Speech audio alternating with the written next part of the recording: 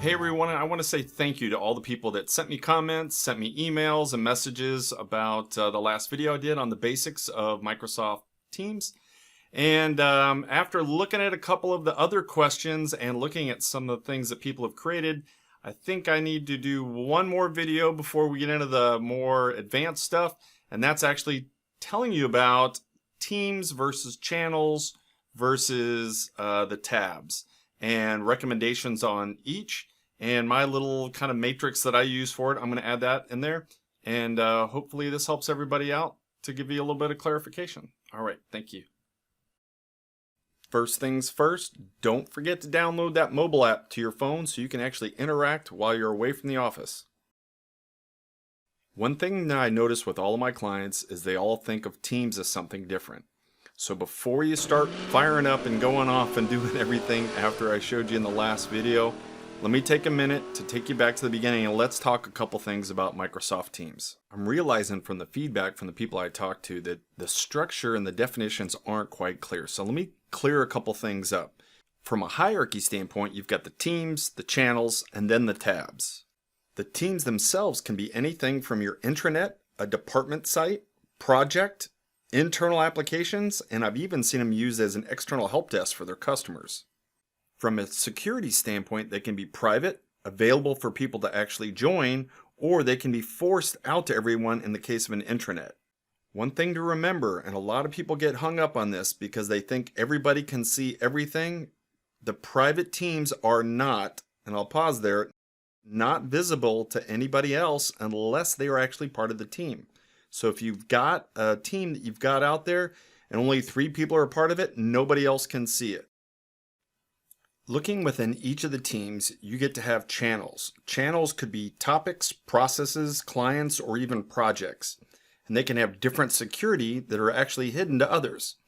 You can even email documents to these channels instead of having to use your email.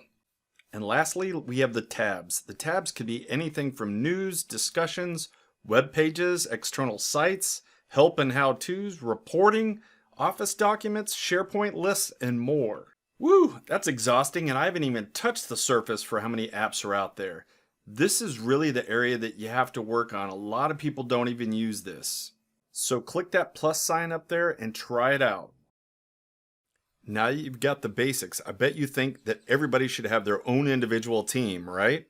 No. Before you start creating a bunch of teams, think about it. Here's how you can look at it.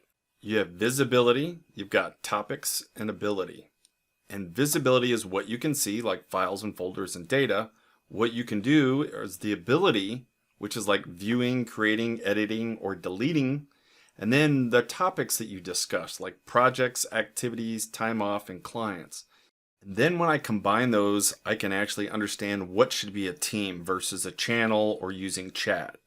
Although it's not required, I highly recommend you create a matrix or an Excel like this so you can kind of get an understanding of what should be in your department or project team versus what should be in the intranet.